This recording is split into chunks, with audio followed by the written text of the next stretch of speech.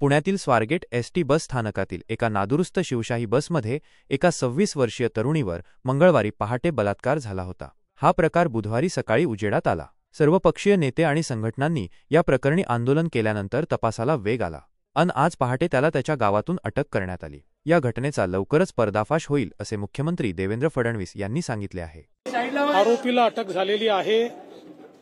तो लपून बसला होता। त्याला वेगवेगळ्या टेक्नॉलॉजीचा उपयोग करून पोलिसांनी शोधून काढलेला आहे आणि लवकरच ही जी संपूर्ण घटना आहे या घटनेचा जो काही पर्दाफाश आहे तो लवकरच होईल। त्या संदर्भात आज काही माहिती पोलीस कमिशनरांनी दिली आहे। काही माहिती या स्टेजला देणं हे योग्य नाहीये। ती योग्य स्टेजला आल्यानंतर आपल्यापर्यंत पोहोचेल।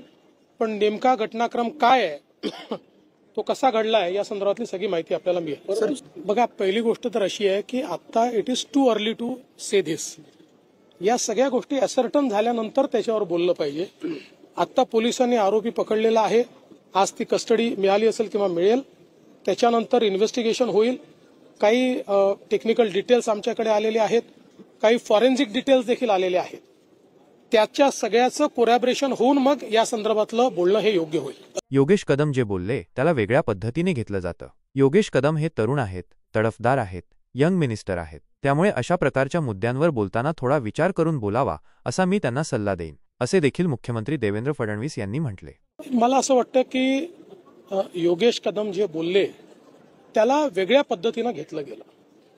योगेश कदम जे बोलण्याचा प्रयत्न करत होते त्यात माझा स्वतःचा असा समज आहे की ते सांगण्याचा प्रयत्न करत होते की हा क्राउडेड एरिया आहे, लोक होते, ही बस काही आतमध्ये नव्हती, ही बाहेरच होती, पण लोकांना प्रतिकार होताना त्या ठिकाणी लक्षात आला नाही असं सांगण्याचा त्यांचा प्रयत्न होता। तथापि ते नवीन आहेत, यंग मिनिस्टर आहेत, काही करण्याचा प्रयत्न करतात। त्यामुळे मी त्यांना हा सल्ला देईल की अशा प्रकरणात बोलताना थोडं अधिक सेन्सिटिव्ह आपल्याला बोललं पाहिजे। कारण बोलताना काही चूक झाली तर त्याचा समाज मनावर एक वेगळ्या प्रकारचा परिणाम होतो।